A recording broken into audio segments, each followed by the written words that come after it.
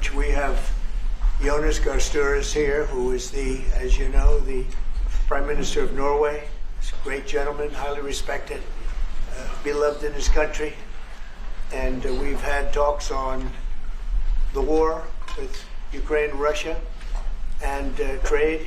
We're doing very well, I think, on both.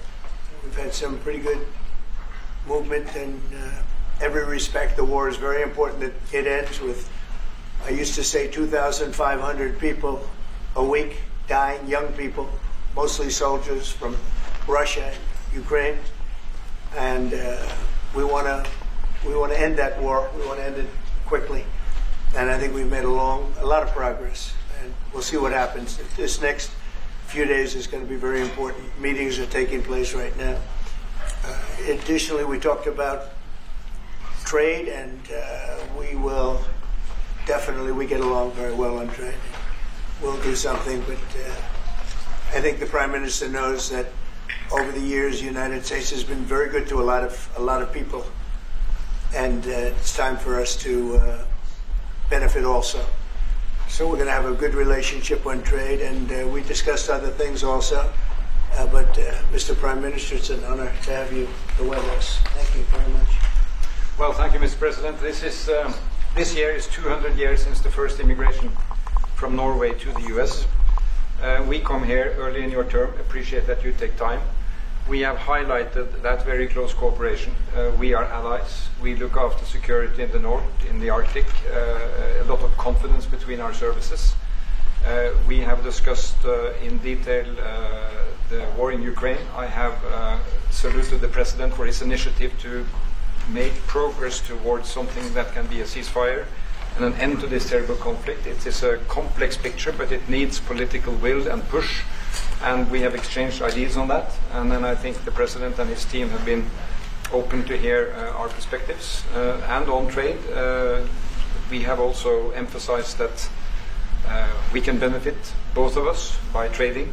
We can be complementary, and we can find good solutions. But first of all, I appreciate, Mr. President, the spirit and the tone of this conversation, which has been confirmation of a very strong partnership. Thank you very much. Appreciate it. Any questions? Yes. First, Mr. President, have you spoken about the tariff that you want to impose on Norway? Is there a chance that you can lower? We spoke about trade, and we understand each other very well. I think we'll have no problem. You think that you will get an agreement? I think we'll have no problem whatsoever with Norway. Mr. President, discuss a possible visit to Norway? Did you discuss a possible visit to President Trump to We Norway? didn't, but I love it. I mean, I've been there, and it is a beautiful place. They have. But I told the President that, he is receiving us early in the term. He's welcome to visit Norway. We would like to have him, and it will be another way of emphasizing this strong friendship. Mr. President, Norway has been a staunch supporter of Ukraine since the Russian invasion in 2022. Has something been discussed here today that may have altered your views on things? No, we want to, very simply, I have no allegiance to anybody. I have allegiance to saving lives, and I want to save a lot of lives. A lot of young people, mostly young people. It's the war. It's the soldiers. And if we can do that, also, as you know, I got started because the money that's been spent on this war is insane. It should have never happened. And it would have never happened if I were president. But Biden spent $350 billion on this, and it's a shame. And that's what got me involved. And then I looked at, and I see the results. It's horrible. It's a killing field. 5,000 soldiers a week on average. And we want to stop that. We both want to stop that for a lot of reasons, but I would say that is my number one reason. Why do you think that you will get Russia to accept a deal that also Ukraine and Europe is willing to accept? I think so, yeah. I do. I believe they will accept, and I think we're going to get this over with. I hope so, soon. You continue to lack support from NATO allies in your goal of obtaining Greenland. How will you proceed if you don't get that support? Well, Greenland's going to be interesting, but that's for another day. I think we need that for international peace. What are you expecting of your And if allies? you don't have that, I think it's a big threat to our world. So I think Greenland's very important for international peace. Yeah, please go ahead. Mr. President, this morning in Truth Social Post, you used the words, Vladimir, stop. That seemed like a slightly different message, a personal message. What is your level of frustration with President Putin? I didn't like last night. I wasn't happy with it. And we're in the midst of talking peace, and missiles were fired. And I was not happy with it. That's what I meant, and that's, what it said. I assume that's what you mean. Sorry, Yeah, if I the assume. bombs keep falling, will you consider additional sanctions toward Russia, or what will you do if President Putin does not I'd rather answer respond? that question in a week. I want to see if we can have a deal. No reason to answer it now, but I won't be happy. Let me put it that way. Things will happen. Mr. President, why are you not putting more pressure on Russia? I know a lot of Europeans. Putting a lot of pressure. You don't know what pressure I'm putting on Russia. They're dealing. You have no idea what pressure I'm putting on Russia. We're putting a lot of pressure. Can you maybe tell us that? What kind of We're pressure putting are a you lot of putting on pressure on Russia, and Russia knows that, and some people that are close to it know, or he wouldn't be talking right now. The Prime Minister understands that better than anybody. He wouldn't be talking right now. He's talking, and we're putting a lot of pressure. I think he wants to make a deal. We're going to find out very soon, but it takes two to tango, and you have to have Ukraine want to make a deal too, and they're being hit very hard, and I do believe they want to make a deal. Mr. President, if I may. You've said that the Ukraine have to give some territory to win peace, among them Crimea.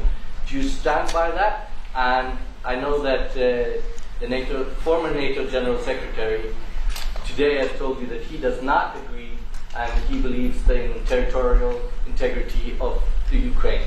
How will you deal with that with your allies? And do you stand by that Ukraine have to give? Former Crimea Secretary to General happens to be right here, so they can't put words in his mouth. He's been a great general, frankly. It was because that's what you are. Really, you're a general. But he's been a great Secretary General. We had a tremendous relationship, very successful, and I think he could speak for himself. He's right here. But do you still agree that Ukraine have to give some territory away to win peace? Well, it depends what territory. They've been fighting. They've lost a lot of territory. We'll do the best we can, working with Ukraine. We'll do the best we can. But they lost a lot of territory. When you say Crimea, that was handed over during a president named Barack Hussein Obama. That had nothing to do with me, Crimea. That was 11 years ago with Obama. And they made a decision. There wasn't a bullet fired. There was no fighting. There was no anything. They just handed it over. Now they say, well, can you get it back?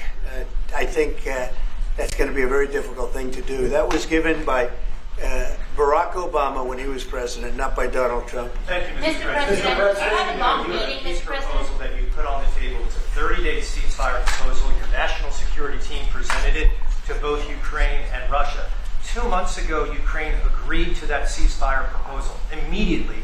Russia has not. And my question is Russia the obstacle to peace based upon that, just getting to that 30-day ceasefire? I don't think so. I think that they both want peace right now. They're ready to do something. We'll see what happens. Complicated, very complicated. But I think they are both very much looking to make a deal. Marco, what would you say? Well, first of all, what was put before our partners was options to discuss about things that it would take to end a war. This war is endable. Both sides just have to agree to it. We've shown them a pathway forward. We've discussed those ideas. It was a good meeting yesterday. There'll be good meetings over the weekend. We've shown them the finish line. We need both of them to say yes. But what happened last night with those missile strikes should remind everybody of why this war needs to end. It's horrible those missiles landed. What's even worse is there are today people that were alive yesterday that are not alive today because this war continues, and the president wants to stop it. And everyone should be thanking the president for being a peacemaker and trying to save lives. That's what we're trying to do here. It's not our war. We didn't start it, as you know. But we're trying to end the dying. We're trying to end the destruction. And we've shown the path forward. We can see the finish line, but both of them have to get there. We're going to do everything we can to help them get there, but they have to ultimately say yes. And we are using a lot of pressure on both. If you think we're just in there because we're nice people, and we are nice people, but we're using a lot of pressure on both. What concessions, Mr. President, and to your national security team, what concessions has Russia offered up thus far to get to the point where you're closer to peace? stopping the war, taking the whole country. Pretty big concession. Mr. President, if you are going to take down the tariffs, what do you want Norway to buy more of from the US? To buy more? Well, you don't need snow. You don't need skis. You don't need ski champions either, right? You have a lot of them. We just want to keep the relationship the way it is. We've had a great relationship. I think now maybe closer than ever, but we've had a great relationship with Norway. I think just keep it the way it is, kid. You can't do better. Really? Not even by, say, a fight? Well, if they want to give us some additional concessions, that's okay. You can't do much better. Yes, Mr. yes. President, you've had a long meeting with Norway today.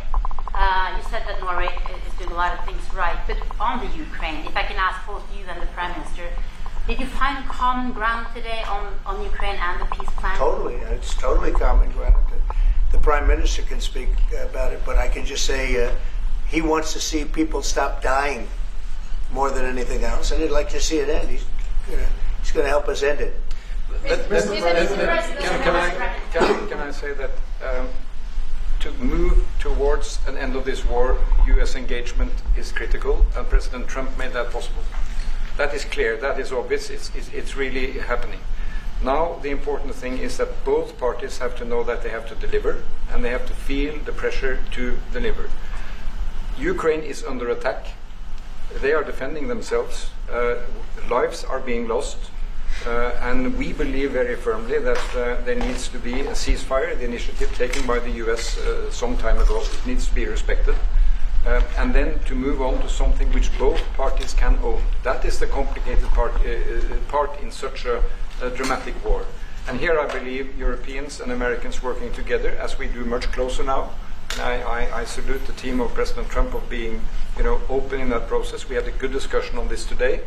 And then we have to move on, and we cannot lose time because this is too much drama happening. One thing is people losing their lives, but it is a bad thing for Europe, and it's a bad thing for the world to having such a broad conflict going on. It can have ramifications far beyond Ukraine. Mr. President, a follow-up question on China. Mr. President, I forgot my question. I wanted to ask about sorry. That happens. It happens sometimes, yeah. No, Mr. President, I wanted to ask about the. Zelensky has said that he wants more Patriot missiles. So far, has been no response from the United States. If you and the United States decides to pull out of negotiating for peace, trying to broker peace, does that also mean a no on Patriot missiles, a no on sharing intelligence with Ukraine? Let's see what happens. I think we're going to make a deal.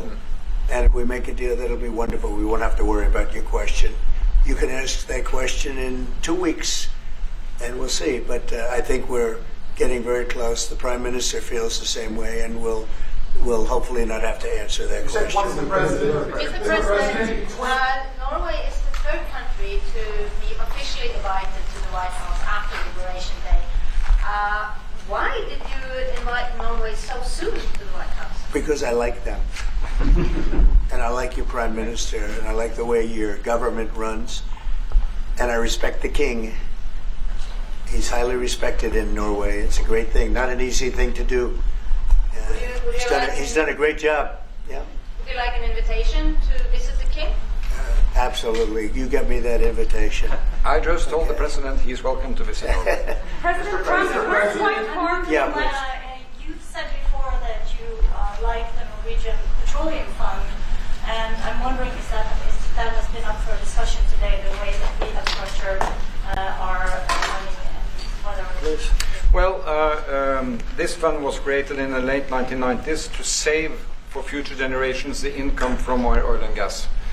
Norwegians should continue to work as hard, dedicated, innovate, and move forward, despite having these incomes, which we happen to be in the period of our history where we can harvest, and we have transferred that into investments, half of them, by the way, here in the United States.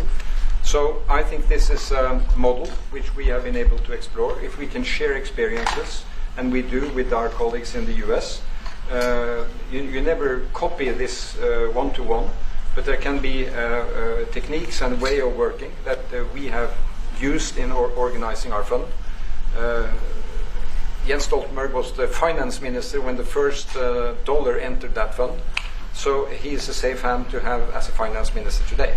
What do you say? No, and as you said, Mr. Prime Minister, we are ready to sit down with the U.S. To also work with them on if they want to establish a sovereign wealth fund, because we have a good experience with our fund. And I think that one example of how we work together with the United States is that half of the fund, close to $1 trillion US, are invested in the United States, mainly in equity, but also some in fixed income, including government bonds. So this is an expression of trust in the United States, expressed by the strong investment of the sovereign wealth fund. Then just briefly on Ukraine, since it was mentioned, we had a very good and extensive discussion about Ukraine, the path forward to peace. And as the Prime Minister said, we commend the US for pushing forward to try to find a negotiated solution. At the same time, we need to continue to support Ukraine, and therefore I'm proud that Norway has actually tripled the military support to Ukraine, and this year we will allocate close to $8 billion US to Ukraine. That will strengthen them and also their hand on the negotiating table. If I may add to that, if there's a peace, and there will be a peace, we have a common responsibility in securing democratic Ukraine for the future. And the best security guarantee they can have is the ability to defend themselves. And we are investing in that. Mr. Prime Minister, Mr. President, as it relates to tariffs, Mr. President, when you unveiled your reciprocal tariffs on April the 2nd, the tariff rate for Norway was 15%. Based upon your conversations that you've had today with the Prime Minister, do you see that tariff rate coming down from what you proposed just a few weeks ago? Well, they have a great fund of $2 trillion. It's a big fund. And they don't have any debt. So I think they'd probably be willing to pay us more than that, I hope. Are the tariffs in agreement of which Mr. President, Yes. in 2018, your former Secretary of State Mike Pompeo called for an end to Russian occupation of Crimea. Why has this administration changed its stance on territorial concessions? Well, the war started. It would have never started if I were president. This is a war that is horrible. All wars are horrible. This one is in particular bad. And I don't know that you can ever say there's going to be a winner to this, because so many lives have been lost. Not only soldiers, a lot of lives have been lost. I think that we want to do one very simple thing. It would have never happened if I were president. Zero chance it was going to. And it didn't. People say, how do you know that? Number one, it didn't happen. We never even discussed it. I would talk to Putin about it. It was the apple of his eye. Ukraine was the apple of Putin's eye, but there was never even a thought that he'd go in. And I think he understood that I would not be happy if he did. And it was only when I got out, and when you mention what happened to Ukraine years ago under President Obama and a vice president that was also president later, unfortunately for this country, what happened is large chunks of land were given up, and it was called Crimea, and that was a big thing. That was a big moment. But this isn't my war. This is Biden's war. This is a war that Biden was president when this war happened. But I'm trying to put out the fire, and I think we'll be successful. And if we do, we're going to save a lot of lives. Otherwise, and the Prime Minister had a statement. He said, "This is just a point in time. We're very lucky because this is a point. And if this doesn't happen, this could go on for a long time." Mr. President, will you have meetings with other world leaders when you're in Rome, sir? Future Democrat president? I don't think he will. I think he wants to make peace. I think he wants to end it, and I feel pretty confident of that. But we're gonna know pretty soon. Mr. President, will you have meetings with other world leaders when you're in Rome? Yes, I will. Which leaders do you want to meet, sir? Well, I'd like to meet them all. That would be nice. I'd like to take care of all of them, but we have many of them there, and they all want to meet. They want to meet about trade. And we are making some great inroads and great deals. You might want to speak about that, Mr. Secretary. We had a very successful bilateral meeting with the Republic of South Korea today. We may be moving faster than I thought, and we will be talking technical terms as early as next week as we reach an agreement on understanding as soon as next week. So South Koreans came early, they came with their A game, and we will see if they follow through on that. President, are you rounding up your Do you think you deserve the Nobel Peace Prize if you manage to create? Do I deserve the Nobel Peace Prize? If you manage to create peace? Well, maybe for the Abraham Accords. I don't want to get ahead of myself on this one, but they say for the Abraham Accords, and by the way, speaking of that, we're going to be filling it up. A lot of countries want to come into the Abraham Accords. You know, we have 4, and Biden did nothing on that one, too. It's the same 4. But they're great countries, and they were brave doing it, and it's worked out very well, and we're going to be filling up the Abraham Accords. They're going to be, I think, filling it up very rapidly. Marco, could you say something about that? There's great, enormous opportunity to grow the Abraham Accords. But I would just point to one thing. Of all the leaders in the world today, no leader is working harder to prevent wars or end them than President Trump is right now. That's why we're talking to Iran. That's why we're engaged with Ukraine and Russia.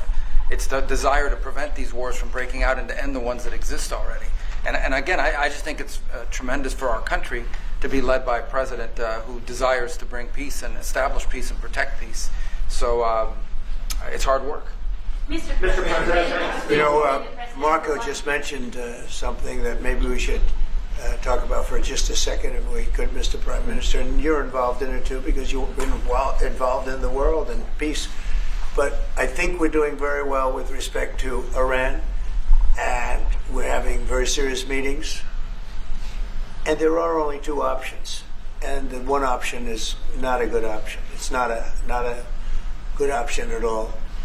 And I think we're doing very well on an agreement with Iran, but that one, we're doing a lot of things, I will say, but that one is well on its way. We could have a very, very good decision, and a lot of lives will be saved.